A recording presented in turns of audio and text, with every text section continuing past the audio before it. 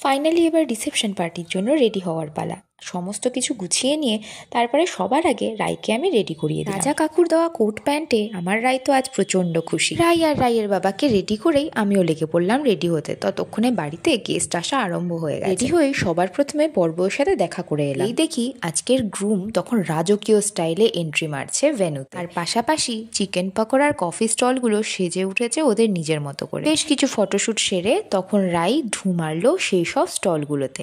নজর যদিও ওই চিকেন পাকোড়ার দিকেই বেশি। কন্যা যাত্রী তখনও আসেনি। সেই সুযোগে বরবউকে ফাঁকা পেয়ে আমরা ওদের সঙ্গে বিভিন্নভাবে ফটোশ্যুট করার সুযোগ পেয়ে গেলাম।